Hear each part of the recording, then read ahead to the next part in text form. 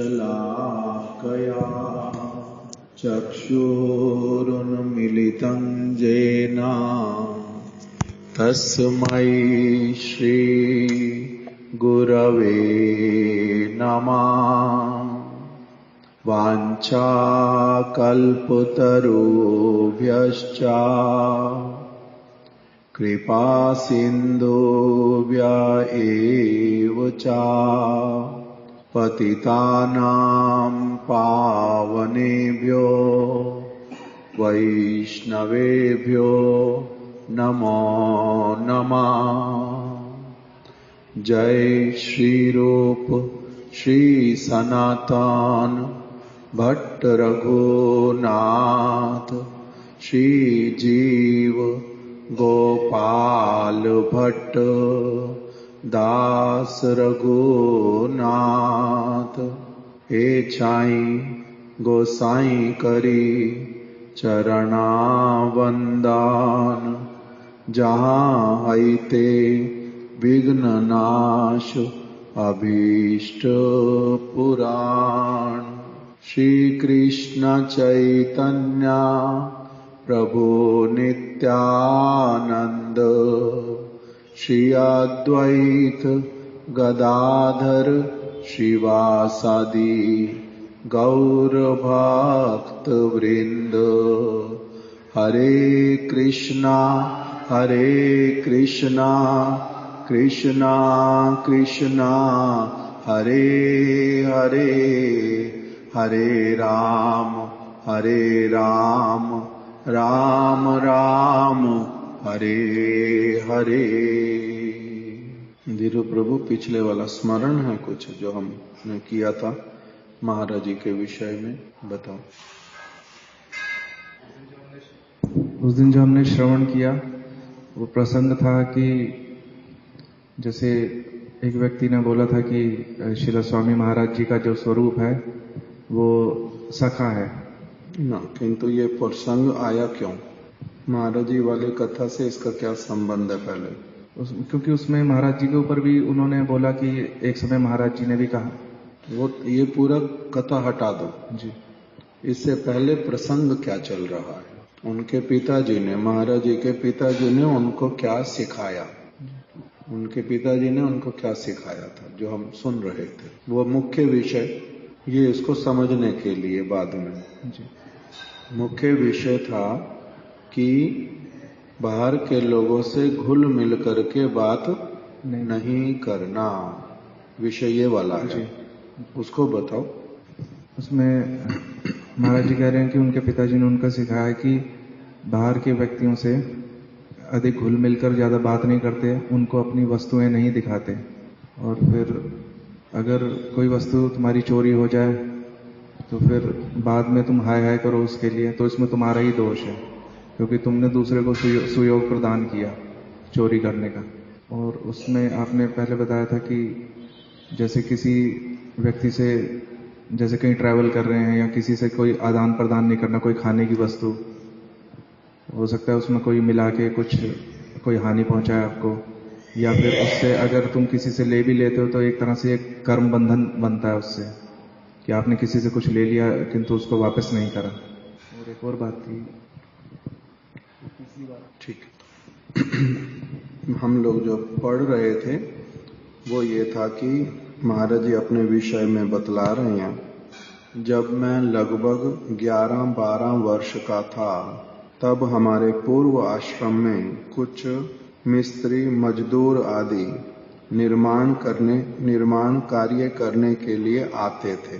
एक दिन मेरे पिताजी ने देखा कि मैं उनमें से कुछ एक के साथ बैठकर घनिष्ठता से वार्तालाप कर रहा हूँ तथा उन्हें अपनी कुछ वस्तुएं दिखला रहा हूँ।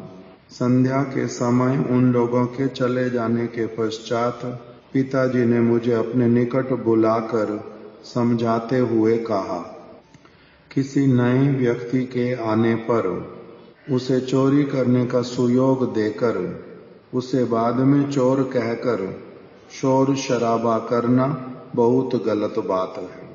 पहले से ही अपनी वस्तुओं को ऐसे संभाल कर रखना जिससे चोर को चोरी करने का सुयोग ही ना मिले। ये वाली बात हम लोगों ने सुननी थी। इसको हमने 2 पार्ट में श्रवण किया। पहला कि चोर को चोरी करने का सुयोग नहीं देना, उसके लिए चुन्नी दत्त बाबू की कथा सुनी थी। चोर को चोरी का सुयोग प्रदान नहीं करना, चुन्नी बाबू की बात सुनी थी। और दूसरा महाराज जी की अपनी बात कि वो पैसे लेकर के कोलकाता सियालदा स्टेशन से कहाँ जाएंगे, मायापुर। तो उसमें कैसे उन्होंने अपनी मच्छरदानी में पैसे को बांधा, फिर कैसे उसको दरी से बांधा, कैसे फिर उसको अपने कपड़ों में लपेटा, फिर किस तरह से 3-4 बैग के अलग अलग परतों में रखा, फिर एक बड़े बैग में लेकर के उसको चल दिए। ये वाली बात सुनी थी हमने। दूसरे पार्ट में हमने सुनना प्रारंभ किया कि किस प्रकार से जो हर व्यक्ति के साथ में घनिष्ठता के साथ में वार्तालाप नहीं हो सकता। जैसे श्री चैतन्य महाप्रभु, उनका वार्तालाप रूप गोस्वामी के साथ में एक अलग स्तर पर, उनका वार्तालाप स्वरूप दामोदर जी के साथ में अलग प्रकार से, हरिदास ठाकुर जी के साथ अलग प्रकार का, जो जिस प्रकार से जिनके साथ जितनी घनिष्ठता होनी चाहिए उनके साथ में उसी प्रकार का व्यवहार किया। अब उनकी संपत्ति क्या है, अलग प्रकार की है।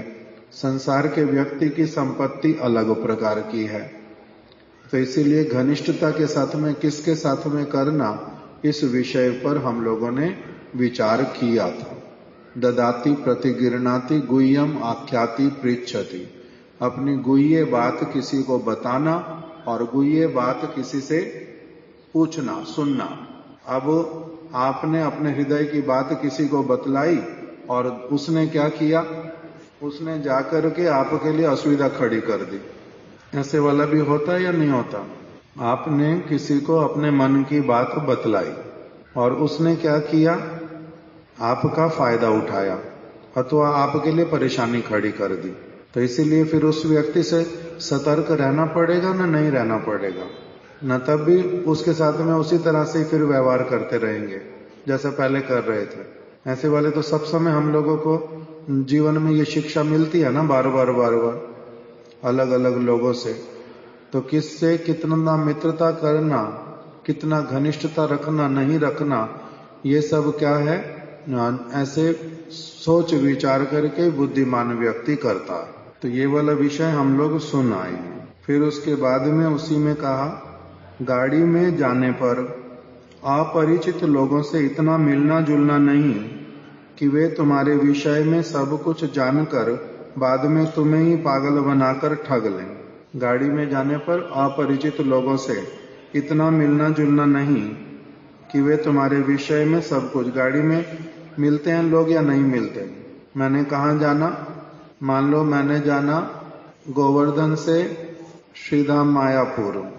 अभी गोवर्धन से टेम्पो से जाऊंगा मथुरा, मथुरा से बस ट्रेन में बैठूंगा और जाऊंगा कोलकाता अथवा वर्धमान।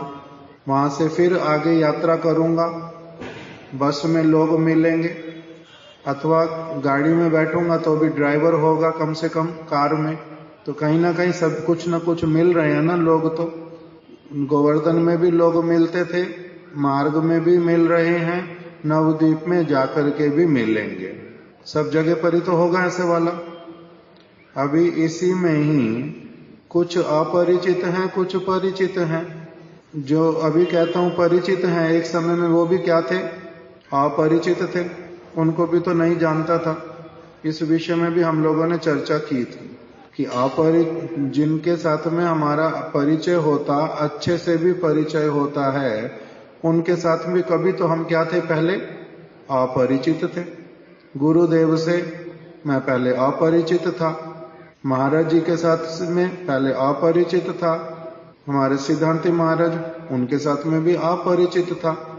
तो कब मिले, कभी कोई 22 वर्ष की आयु में, कोई 25 वर्ष की आयु में, कोई 30 वर्ष की आयु में, अलग अलग लोग अलग अलग समय में मिले।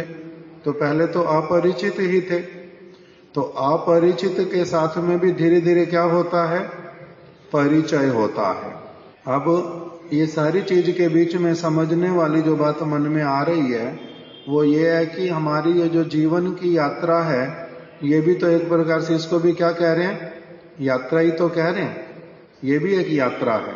पिछले जन्मों की भी यात्राएं हैं, इस जन्म में भी यात्रा चल रही है। अभी भी अगर इस जन्म में मैं भगवान को प्राप्त नहीं कर पाया, सिंसियर साधु नहीं बन पाया, तो फिर अगले जन्म और भी होंगे, फिर और यात्रा भी होएगी। तो हर यात्रा के बीच में अब पीछे वाली यात्राओं का तो संस्कार कितना पड़ा था ये तो पता नहीं, किंतु कुछ ना कुछ होगा। जब एक बच्चे को, कोई भी बच्चा, जब आप देखोगे 2 साल का है, 3 साल का है, 4 साल का है, आपने जो सारा कुछ सिखाया अथवा उसने देखा, केवल वो उतना ही थोड़ा ना लेकर के चलता है।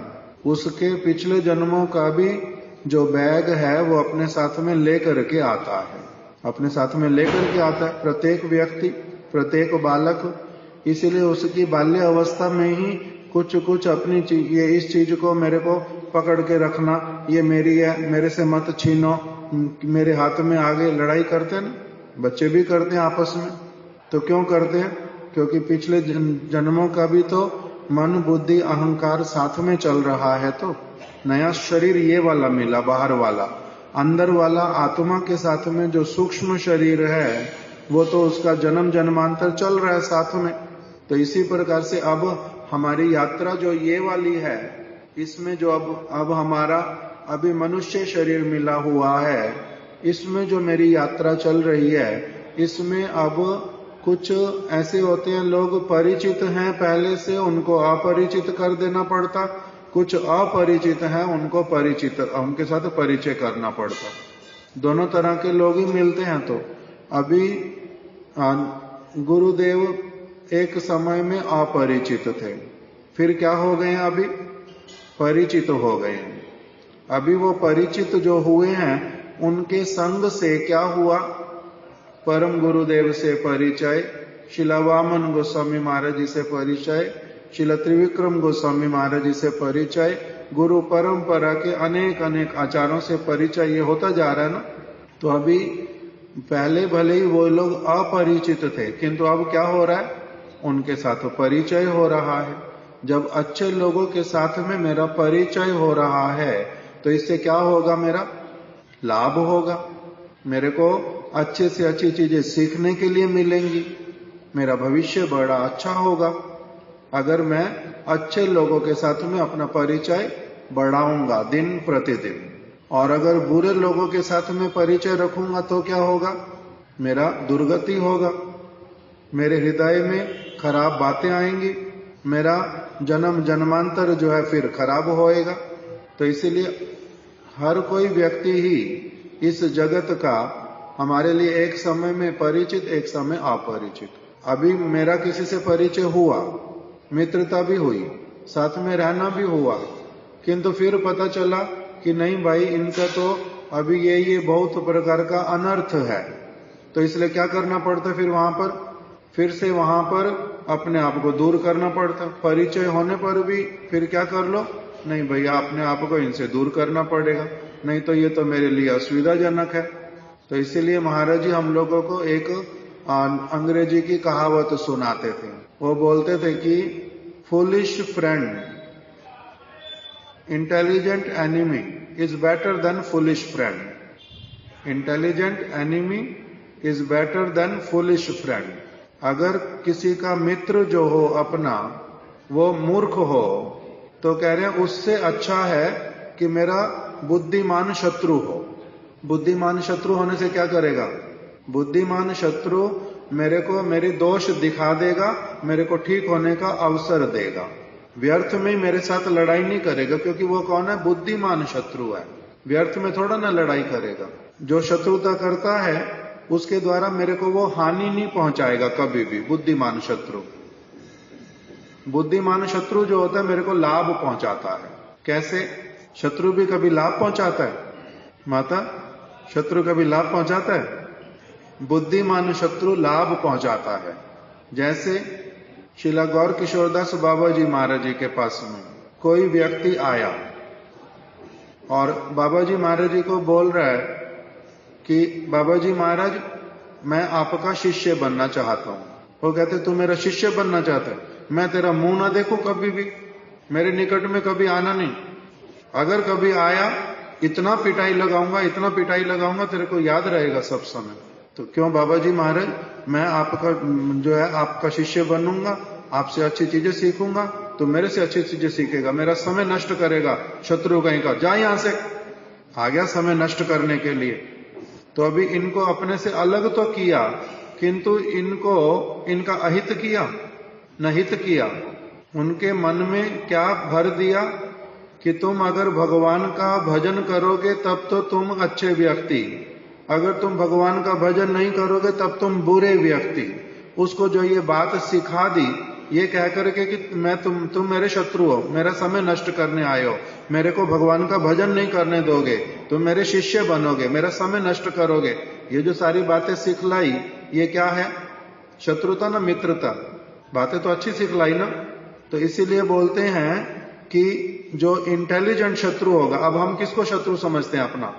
वैष्णव लोग अपना शत्रु किसको मानते हैं? जो हमारे को भजन में परेशानी करेगा, जो हमारा समय नष्ट करेगा, वो कौन है? हमारा शत्रु है। जो हमारे से मोह करेगा, वो क्या है? हमारा शत्रु है। हम तुमसे मोह नहीं करना चाहते, तुम भी हमारे से मोह मत करो, नहीं तो हम तुम्हारी बात ही नहीं करेंगे तुम्हारे से। तुम कौन हो? हमारे शत्रु हो। तो हमने क्या किया? उनका कुछ हानि पहुंचाई उनको। जैसे मान लो मेरी माता, मेरा पिता जिन्होंने जन्म दिया, उनके साथ में हमने मित्रता नहीं रखी। क्यों नहीं रखनी? क्योंकि वो भगवान का भजन ही नहीं करना चाहते, भगवान का भजन करना नहीं चाहते। तो हमारे मित्र न शत्रु। और हमें भी उल्टा कहेंगे नहीं करने की जरूरत है, स्वयं करेंगे नहीं, हम करेंगे तो कहेंगे तुम्हें भी करने की आवश्यकता नहीं है। तो मेरे वो मित्र है ना मेरे शत्रु हैं। अगर बच्चा कोई अच्छा काम करेगा, आगे बढ़ेगा, उसका जीवन जो है बड़ा अच्छा होगा, और अगर माता पिता उसको उस जीवन की तरफ आगे ना बढ़ने दें, तो माता पिता मित्र है ना शत्रु हैं? क्या है? वो शत्रु है। तो माता पिता मेरे शत्रु, तो मैं उनका क्या हुआ? मैंने उनसे संबंध नहीं रखना, मैंने कुछ नहीं करना, मैं उनका मित्र हूं ना, मैं भी उनका शत्रु हूं। एक तरफ से शत्रु हूं। जब वो मेरे शत्रु, तो मैं क्या हुआ उनका? मैं भी शत्रु। किंतु मैं शत्रु कैसे वाला हूं? मैं उनको हानि नहीं पहुंचाऊंगा, हानि नहीं पहुंचाऊंगा। तो इसलिए जो हानि नहीं पहुंचाता शत्रु, उसको क्या कहते हैं? ये इंटेलिजेंट शत्रु है।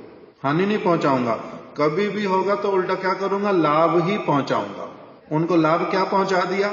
शत्रुता करके भी ना मेरे को आपसे मिलना, ना मेरे को आपसे कुछ संबंध रखना, कुछ भी नहीं रखना। तो इससे मैंने क्या किया? अपना मोह तो उनसे हटा लिया और उनका मोह भी मेरी तरफ से काट दिया। उनका अगर मोह वो अपने आप से नहीं काट रहे थे, मैंने उनका मोह काट दिया, तो मैंने उनका अच्छा किया ना बुरा किया? हूं तो मैं शत्रु, किंतु शत्रु होने पर भी मैंने क्या कर दिया? उनको लाभ पहुंचा दिया। तो इस प्रकार की बात जो है, इसको क्या बोलते हैं? Intelligent enemy is better than foolish friend. Foolish friend भी होते हैं, अपनी माँ ही फुलिश होती है, कभी कभी पिता ही फुलिश होता है। किस तरह से? बच्चे का जिस चीज में अच्छा होगा उसको होने नहीं देंगे, करने नहीं देंगे, उसको रोक करके रखेंगे। चाहे उनको 1000 समझा दो इसके लिए ये चीज अच्छी है, नहीं मान पाएंगे। क्यों? क्योंकि कौन है? मूर्ख है, मूर्ख है। अपने आप से में तो वो कौन है? वो कह रहे हैं हम इसके इतने बड़े मित्र हैं, इसको क्या भजन नहीं करने देंगे, अपने पास में रखेंगे, अपने पास में रखेंगे, इसको क्या करेंगे? अपने अनुसार चलाएंगे। तो ये मित्र है ना शत्रु? शत्रु है इन रियलिटी तो। किंतु लगता क्या है? मोह के कारण क्या लग रहा है? मेरी कितनी केयर करते हैं, मेरे को कितना प्यार करते हैं, दूसरा कोई करता ही नहीं इतना ज्यादा। मेरे खाने की चिंता, मेरे पहनने की चिंता, उनको मेरी इस सारी चीज की चिंता है, किंतु ये मोह के कारण है, ये समझना बड़ा कठिन। एक पक्षी पिंजरे में बंद है, उसका पिंजरा उसको सोने का दे दो, सोने का बना करके, मगर खाने के लिए उसको कुछ मत दो। आप उसके मित्र हो या नहीं? कौन सा पिंजरा दिया उसको? लोहे के पिंजरे में था, आपने उसको हटा दिया। क्यों? कौन से पिंजरे में रख दिया? सोने के। वो बाहर ऐसे उसमें घोंसले में रहता था, इधर उधर उड़ता था। आपने एक राजमहल में उसको क्या बना दिया? रख दिया पिंजरे के अंदर। एक तो राजमहल दे दिया उसको, और दूसरा क्या दे दिया? पिंजरा दे दिया सोने का। तो उसको प्रसन्न होना चाहिए या नहीं? आप उसके मित्र हो या नहीं? मित्र नहीं हो, शत्रु हो। ये शत्रु, ये कौन है? Foolish friend. मैं तेरे को बड़ा प्यार करता हूं, तेरे को अपने पास में रखूंगा, तेरे को सोने के पिंजरे में रखूंगा, तेरे को राजमहल में रखूंगा, तेरे को खाने की कोई कमी नहीं होने दूंगा। खाने के लिए भी अच्छा देता है, किंतु बंद करता क्या है? उसको बंद करके रखेगा। बंद करके क्यों रखना? बंद करके क्यों रखना है? मेरे को इसको देख करके बड़ा अच्छा लगता है, स्वार्थ है। उसको लिए क्या अच्छा है वो नहीं सोचना। उसको आकाश में उड़ना अच्छा लगता है, आकाश ही उसका जीवन है, वही घूमना फिरना उसके स्वास्थ्य के लिए अच्छा है, उसके पंखों के लिए अच्छा है। उसको पिंजरे में बंद करके रखना, उसके वास्तविक रूप में उसको मारना है, ये नहीं समझते। तो इसको क्या कहेंगे? Foolish friend.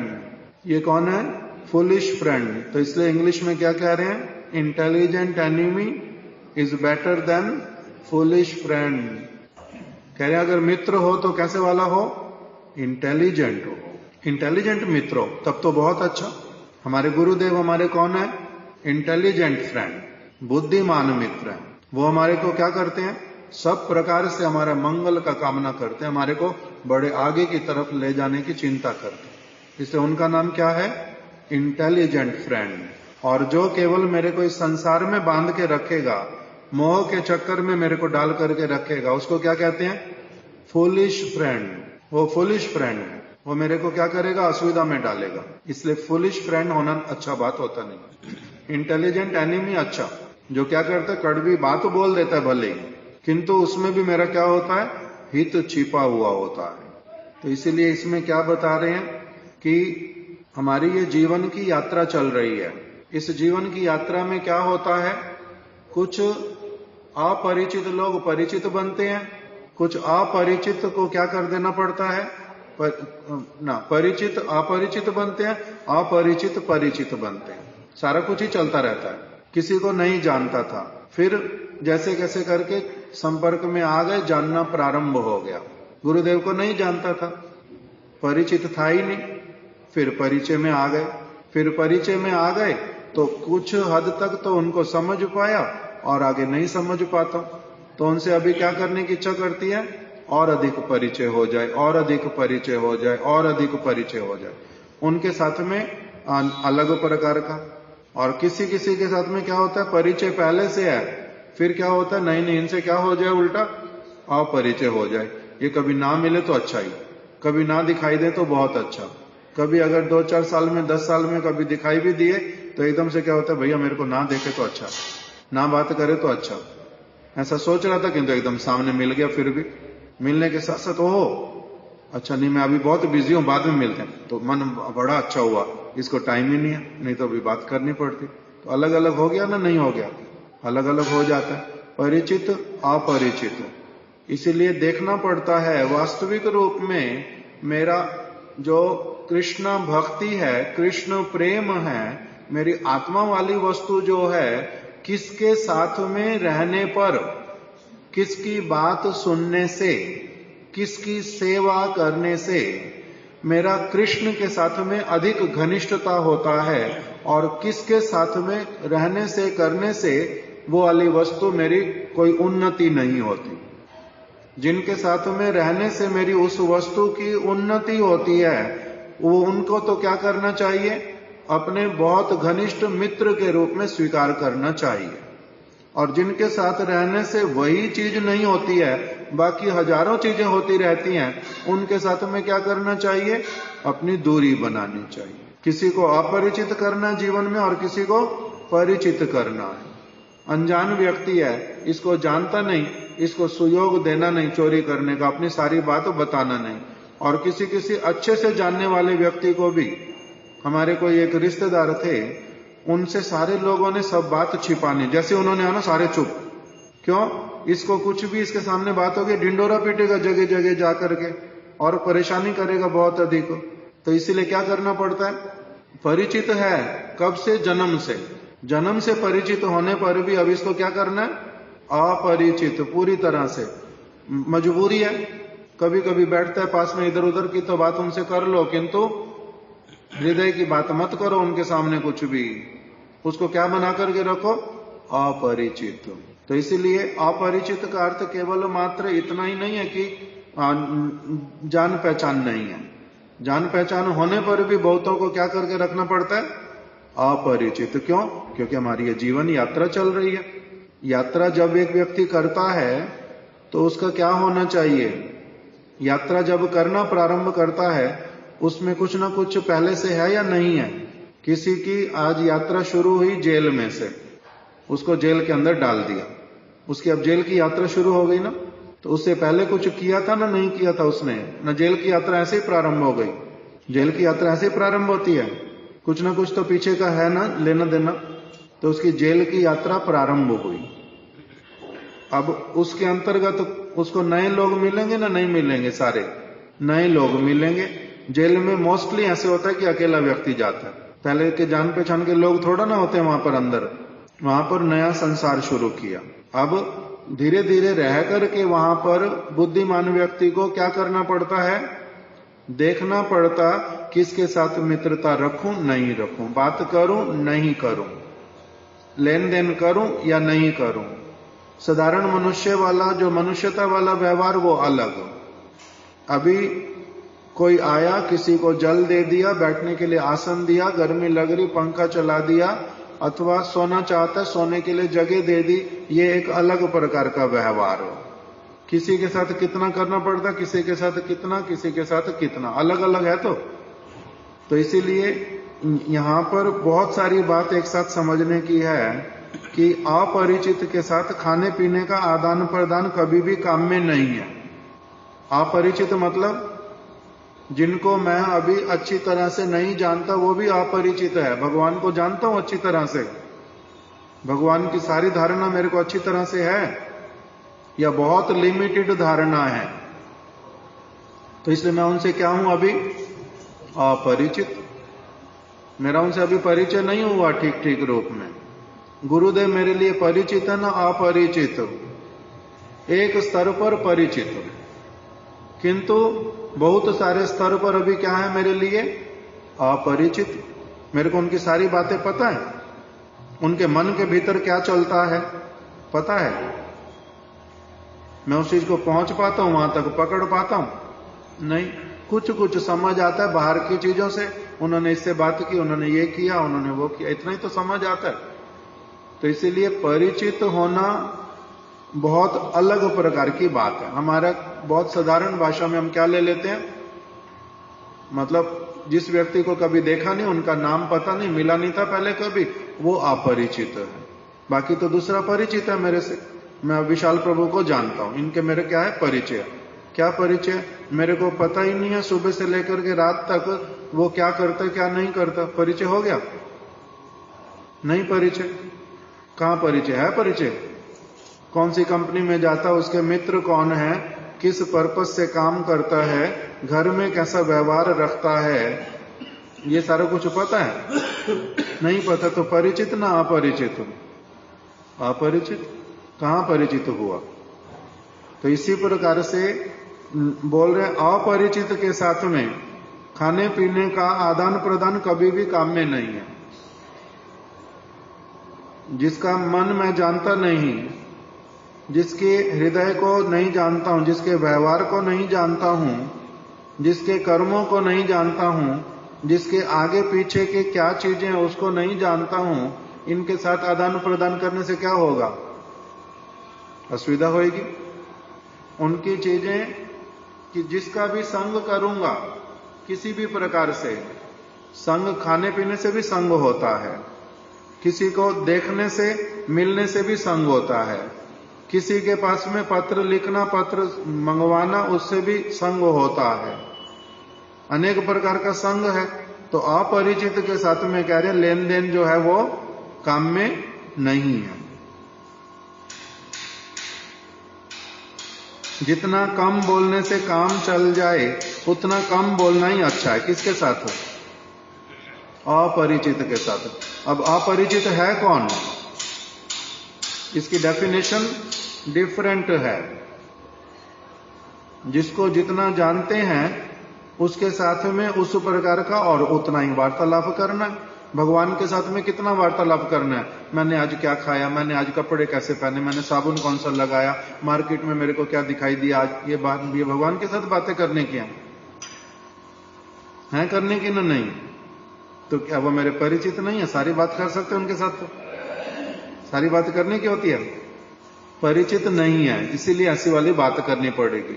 अगर परिचय हो जाएगा तब उनके साथ बात करने के मोस्ट इंपॉर्टेंट मैटर जो है वो डिफरेंट है। ये वाले मैटर उसमें कुछ काम ही नहीं करते, इसकी आवश्यकता नहीं पड़ती, अलग होता जाता है सारा कुछ। तो इसलिए जितना कम बोलने से काम चल जाए उतना कम ही बोलना। किसके साथ? अपरिचित के साथ, जिसको जानते नहीं, पता ही नहीं बात ही क्या करनी चाहिए। जैसे कोई व्यक्ति आता है, जैसे महाराज जी के पास में ना गुरुदेव के पास में कोई व्यक्ति आया और आकर के बोलता है कि महाराज जी हमारे ना ये बच्चे का विवाह नहीं हो रहा, आप बता दोगे, कोई मंत्र बता दो, कोई और चीज बता दो। तो सारे लोग हमारे हंसते हैं और जो पूछ रहा है, जो बोल रहा है, उसको समझ नहीं आता कि हंस क्यों रहे मेरे ऊपर, मैंने क्या गलत कह दिया। साधु से ये तो बात पूछने की होती है, साधु से तो पूछ रहा हूं और किससे पूछूंगा। और हम क्या कह रहे हैं, हम क्यों हंस रहे हैं कि फिर एक और कोई व्यक्ति आ गया पागल, जिस चीज के लिए गुरुदेव मना करते बार बार कि साधु के पास में इन चीजों के लिए नहीं आते, साधु से ऐसी वाली बात नहीं करते, एक और फिर पागल आ गया। हम उसलिए हंस रहे हैं और वो क्या कह रहा है कि हंस क्यों रहे हो सारे, गुरुजी से नहीं बोलूंगा तो किससे बोलूंगा। ऐसे वाला होता ना, नहीं होता बार बार। तो इसीलिए अब उनका परिचय नहीं है उन गुरु जी के साथ में, गुरु जी के विचारों के साथ में, वो क्या चाहते हैं उसके साथ उनका परिचय नहीं है। और ऐसे वो क्या कह रहे हैं, अरे मैं इन गुरु जी को 30 साल से जानता हूं। अगर 30 साल से जानता हो तो फिर ऐसी वाली बात करता, तो इसका मतलब जानता नहीं, परिचय हुआ ही नहीं है।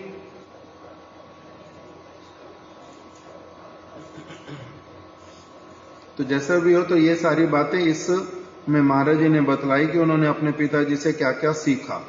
मैंने अपने पिताजी की इन बातों को गांठ बांध लिया, इसलिए आज तक मेरी ना तो किसी वस्तु की चोरी हुई है और ना ही आज तक किसी से झगड़ा हुआ है। सिद्धांत इत्यादि के मतभेद की बात अलग। अभी हम यहीं तक रख देते इस टॉपिक को। तो अब इससे आगे बता रहे हैं, चोरी वाला तो हमने सुन लिया, उन्होंने अपने गुरु भ्राता के साथ में सियालदा से मायापुर गए थे, वो वाली बातों बताई। देखो इसमें पूरा लिखा हुआ, मेरे को लगता है हमने पढ़ा नहीं था इसमें से। अपने पिताजी द्वारा बचपन में प्राप्त शिक्षा का पालन करने का लाभ मैं एक कथा के माध्यम से व्यक्त कर रहा हूं। एक बार मुझे कोलकाता से मायापुर जाना था। मेरे पास एक तो सामान बहुत था और दूसरा उस समय वर्षा हो रही थी। इसी कारण मठ में नए नए आए अपने गुरु भ्राता श्री प्रेममय ब्रह्मचारी, बाद में श्री भक्ति वारिधि परिव्राजक महाराज को मुझे सियालदा स्टेशन तक छोड़कर आने के लिए साथ लेके गया कि मेरे को कहां तक छोड़ाओ, सियालदा स्टेशन तक छोड़ाओ, ट्रेन में बिठाओ, मेरे पास सामान बहुत सारा है और वर्षा भी हो रही है। तो इसलिए उसको लेकर के गया। मुझे उस दिन 14,000 रुपये अपने साथ मायापुर लेकर जाने थे।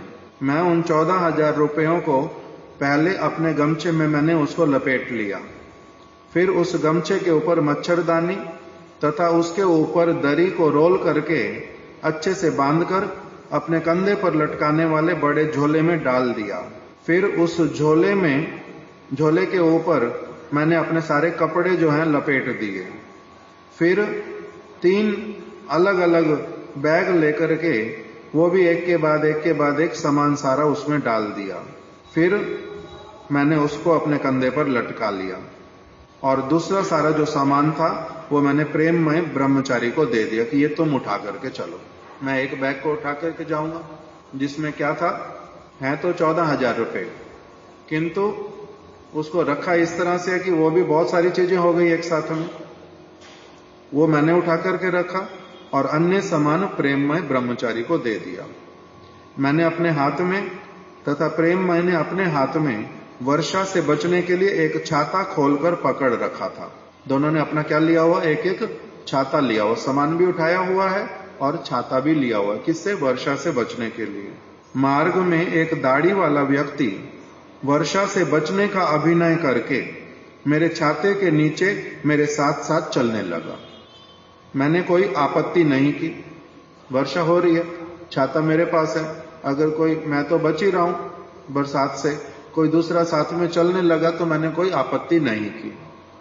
दाढ़ी वाला व्यक्ति। जब हम सियालदा स्टेशन पर जाकर बैठे तो वह व्यक्ति भी मेरे साथ ही बैठ गया।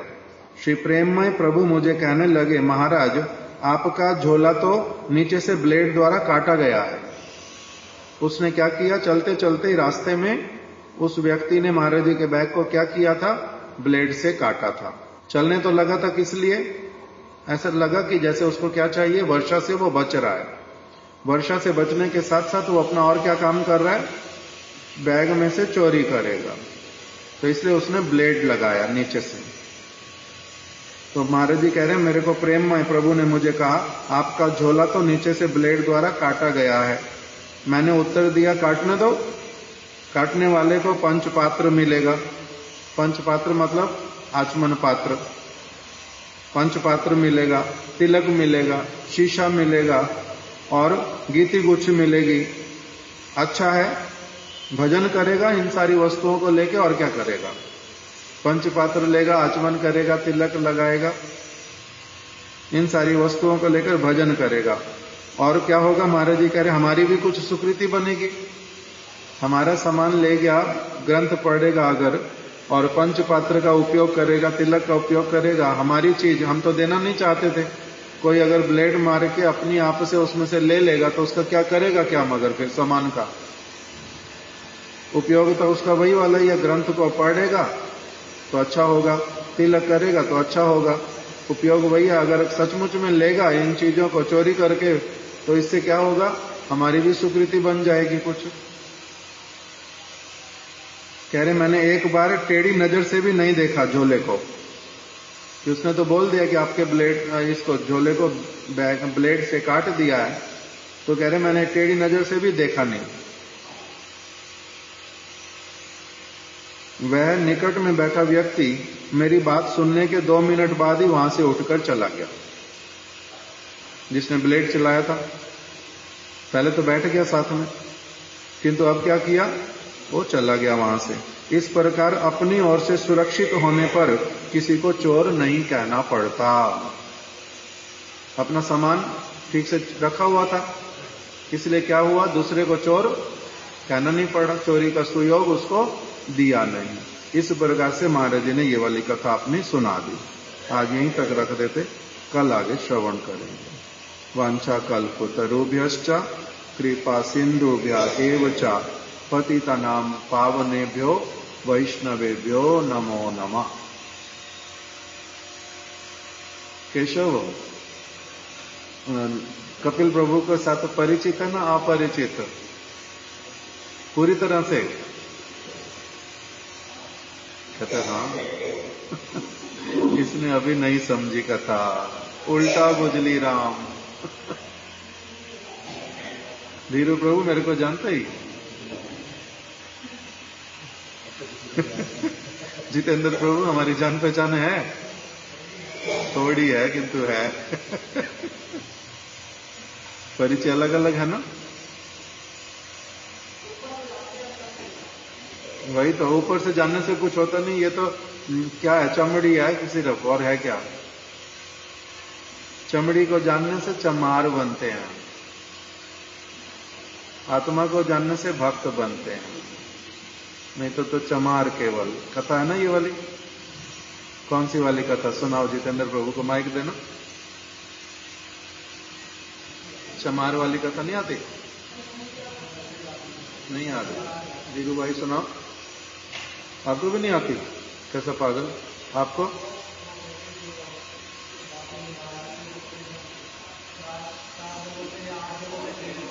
ठीक, हाँ हाँ ठीक बोल रहे, वही ठीक, वही लिखाने सुनाओ, ठीक ही बोल रहे, वही वाली सुनानी है। तो अष्टावक्र मुनि, अष्टावक्र मुनि जी जब एक बार सभा हो रही थी, वहां पे राजाएं, सारे राजा जनक महाराज जी की, जनक महाराज जी की सभा में पहुंचे, तो वो 8 जगहों से टेढ़े थे, तो उनको देखते हुए सारे राजा हंसने लगे।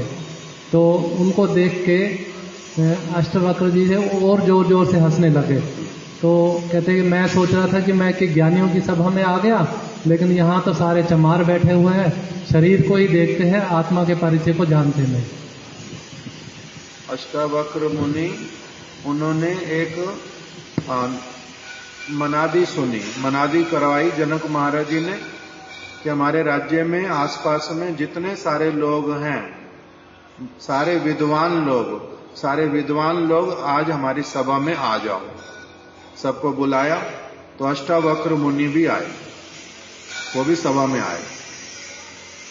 अभी उसके गांव के लोगों ने सबने कहा कि तेरे को सभा में घुसने नहीं देंगे, तेरे को सभा में नहीं घुसने देंगे, तू दिखने में कैसा अजीब सा, तेरे को घुसने नहीं देंगे। वो कहते संभव है, वो कहते असंभव है, लोग बोलते हैं असंभव है, वो कहते संभव है, असंभव कुछ होता ही नहीं है, सब संभव है। वो कहते राजा और तेरे से बात करेगा, कहते संभव है, बात क्यों नहीं करेगा, ठीक है। तो अभी इन्होंने क्या किया, पहले अभी राजा जनक जो है वो पालकी के ऊपर बैठ करके जाएंगे अपने राजभवन से सभा तक, जहां पर सभा होएगी वहां पर जाएंगे। तो अभी पालकी में बैठ गए, कहार उठा करके चल रहे हैं, और सभी लोगों को आगे कोई व्यक्ति ढोल पीटता पीटता शोर मचाते, हट जाओ रास्ता दो, हट जाओ रास्ता दो, महाराज जनक आ रहे हैं, महाराज जनक आ रहे हैं, रास्ता दे दो, सबको बोल रहे हैं। और ये अपना अष्टावक्र जी बीच में ही खड़े हो गए, वहां से हटेंगे नहीं, वहां से हटेंगे नहीं। तो कहते हैं कि हट जाओ यहां से, हटते क्यों नहीं हो, नहीं हटूंगा। हट जाओ यहां से, हटते क्यों नहीं हो, नहीं हटूंगा। तो कह रहे तुम्हें पता नहीं है राजा आ रहे हैं, पता है। तुम्हें पता नहीं है, बात नहीं मानोगे तो दंड मिलेगा, कहता ये भी पता है, फिर हट जाओ, नहीं हटूंगा। तो राजा जनक ने जो है पालकी रुकवाई कि इतना अधिक बोलने वाला व्यक्ति ये कौन है, हटते क्यों नहीं हो मार्ग में से। तो उन्होंने बोला कि आप स्वस्थ, आपके कहार स्वस्थ, ये शोर मचाने वाले स्वस्थ, जो स्वस्थ हैं वो थोड़ा सा रास्ता बदल के नहीं जा सकते। मैं टेढ़ा चलने वाला, मेरा शरीर ठीक से काम नहीं करता, मेरे को रास्ते में से हटना पड़ेगा। आप कैसे राजा हो, राजा का मतलब होता है पिता, कैसे पिता हो आप, आपके पास में सारी सुविधा, आप थोड़ा सा इधर से उधर होके नहीं जा सकते। मैं असमर्थ हूं, मेरा शरीर खराब है, मेरे लिए उल्टा शोर मचा रहे हो कि जल्दी हटो जल्दी हटो जल्दी हटो, राजा आ रहे हैं, राजा आ रहे हैं, तो क्या हो गया, आप दूसरी तरफ से नहीं जा सकते। तो उन्होंने कहा अपने सारे लोगों को, ये ठीक ही बोलते, आप लोग दूसरी तरफ से चलो, आगे से असमर्थ व्यक्ति को इस प्रकार से परेशान करना नहीं। तो यहां पर कहां से आए हो, परिचय पूछा, मैं गांव से आया हूं। आपने मनादी फिरवाई, विद्वान लोग आए, तो जनक महाराज जी ने ध्यान दिया नहीं, चले गए पालकी में, ठीक है कोई बात नहीं। अब ये सभा में पहुंचे, सभा में लगभग अंत में पहुंचे, क्योंकि धीरे धीरे चलते हैं, समय जो दिया हुआ सारे लोग तो टाइम पे पहुंच गए, ये अपना चलने में असुविधा है तो इसलिए अंत में पहुंचे। अभी जब पहुंचे तो कहां जा रहे हो, कहां जा रहे हो, सभा में बैठूंगा, विद्वानों की बुलाया है, निमंत्रण है। तो बोलते हैं कि विद्वानों को निमंत्रण है, आप भी सभा में जाओगे, तो बाहर से जाने दिया। अंदर जैसे ही पहुंचा, इनको देखते ही एक व्यक्ति हंसा, दूसरा हंसा, तीसरा हंसा, हंसते हंसते सारे लोग बड़ी जोर जोर से हंसे, जोर जोर से हंसे। तो अभी वो हंस रहे हैं तो ये भी उनको देख देख करके और जोर से हंस रहे, और भी जोर से हंस दिए। तो अभी जोर से हंसते हैं जब, तो सारे एक एक करके फिर रुक गए। तो हंसना, इनका हंसी रुकता नहीं, ये बड़ी जोर से हंस रहे, और उनका हंसी एक एक इनकी सुनते सुनते क्या हो गया, वो सारे रुक गए। जनक महाराज जी ने बोला कि मेरे को ये सारे लोग जो हंस रहे हैं इसका कारण मेरे को पता है, आप क्यों हंस रहे हो मेरे को ये कारण पता नहीं चला। जनक महाराज जी ने कहा मेरे को ये नहीं पता चला कि आप क्यों हंस रहे हो। तो कहते हैं कि मैं पहले सोच करके आया था कि विद्वानों की सभा में जा रहा हूं, तो मगर यहां करके देखा, जब ये मेरे शरीर को देख करके हंसते जा रहे हैं, तो यहां करके देखा मैं विद्वानों की सभा में थोड़ा ना आया हूं, मैं तो चमारों की सभा में आया हूं। यहां पर सारे क्या हैं? चमार हैं। ये तो चमड़ी को देखने वाले ऊपर से सिर्फ, बाकी किसी चीज को थोड़ा ना देख सकते हैं, ये बाकी कुछ नहीं देख पा रहे। और ये बैठे क्या हुए हैं कह करके हम कौन है? विद्वान। ये विद्वान है, इनमें से तो कोई विद्वान नहीं, ये तो चमार है, चमार। सारे लोग क्या हो गए? एकदम से बड़े शर्मिंदा हुए, मुंह नीचे कर लिया। तब जनक महाराज जी ने इनको सबसे बड़ा आसन दिया। सारे जितने विद्वान पहले जो कह रहे थे उन सबसे ऊपर आसन दिया। क्यों? क्योंकि इन्होंने कहा कि मेरे को कौन से तत्व की बात करनी है? आत्म तत्व की। मैं ये शरीर हूं ही नहीं, ये भी ये शरीर नहीं है, ये भी ये शरीर नहीं है। केवल अपने पागलपन के कारण क्या कह रहे हैं? हम ये शरीर है। ये हमारा परिचय ही नहीं है। हमारा परिचय आत्म तत्व से है। किसमें कितना अधिक सुंदर चेतना का विकास हुआ है, उसके द्वारा पता चलेगा इस व्यक्ति का क्या स्तर है और ये कौन है। उसकी पहचान उसके द्वारा है, शरीर के द्वारा उसकी पहचान थोड़ा ना है। इसलिए जो शरीर से पहचान करता है उसका नाम क्या है? चमार। और आजकल लोग चमार को चमार बोलो, वो गुस्सा करेगा। काम करता चमड़ी का, फिर बोलता है चमड़ी का काम करने वाले को भी चमार मत बोलो। तो भैया तुम नया नाम बता दो कुछ और, वही बोलेंगे और क्या। पहले तो चमड़ी का व्यापार करने वाले को क्या बोलते हैं? चमार ही बोलते हैं। और शास्त्रीय भाषा में जिसको आत्म तत्व का अनुभूति नहीं है उन सबको भी क्या बोलते हैं? चमार। ये चमार है। सारे पशु पक्षी कीट पतंग सारे उसी श्रेणी में आते हैं। सभी कौन है? चमार। किंतु मनुष्य को थोड़ा अलग करते हैं। किंतु कौन से मनुष्य को? जिसको आत्म तत्व का ज्ञान वो अलग, जिसको नहीं है बिल्कुल भी, जो शरीरों में ही रमा पड़ा, उसी में ही आकर्षण, उसी में ही संबंध, उसी में ही मोह, उसी के लिए सारा कुछ करना, इसको सबको क्या बोलते हैं? ये है चमार। ये सारे चमार। चलो, केशव को परिचय हो गया डॉक्टर कपिल का? है या नहीं है? नहीं है। पिता का परिचय भी नहीं है पुत्र को। कितना होता है परिचय? बिल्कुल थोड़ा सा। क्यों? क्योंकि हमारा वो वाला परिचय है ही नहीं, और हम भी भ्रमित, बालक भी भ्रमित, सभी उस प्रकार से। इसलिए परिचय, जब व्यक्ति मर जाता है तो परिचय किससे होता है? फिर रोता है मेरा पिताजी चला गया। जिसको देखा नहीं उसके लिए रो रहा है। आत्मा को कभी देखा था? आत्मा को कभी देखा था? नहीं देखा था। किसको? शरीर को। और रो रहा है उसी के लिए। हाय अब इसका मुंह मेरे से बात नहीं करेगा, इसकी आंख अब मेरे को देखेगी नहीं, इसका कान अब मेरी बात सुनेगा नहीं, अब ये थोड़ी देर बाद इसको जला दिया जाएगा। बस रोता है उसी के लिए। आत्मा को देखा? पिताजी की आत्मा को देखा नहीं। आत्मा से परिचय नहीं है, उनके विचारों से परिचय नहीं है। वो आगे उनकी गति क्या होगी इससे परिचय नहीं है। मेरे पिताजी कहाँ चले गए? कहते हैं मेरे को पता ही नहीं। मैं किसी से पूछता तुम्हारे पिताजी अब कहाँ, तेरी दादी अब कहाँ? तो पता नहीं। अब हंसता है सिर्फ। ये हंसने की बात थोड़ा ना है। तेरे तो परिचय कुछ है ही नहीं उनसे। नहीं तो तेरे को तो पता होना चाहिए कहाँ पर है कहाँ नहीं है। कुछ तो तेरे को बताएंगे। इतने साल तेरे साथ रह के गए, तेरे लिए इतना पैसा दिया, सारा कुछ किया, परिचय ही नहीं है। झूठ मूठ का परिचय। यहीं की चीजें देते रहो, यहीं की चीजें लेते रहो, यहीं पर ही मरते रहो, बस। उससे ज्यादा कुछ है? उससे ज्यादा कोई परिचय ही नहीं है। जब तक ठीक ठीक आत्मा वाला परिचय ना हो तब तक परिचय नहीं कहलाता। हरे कृष्ण।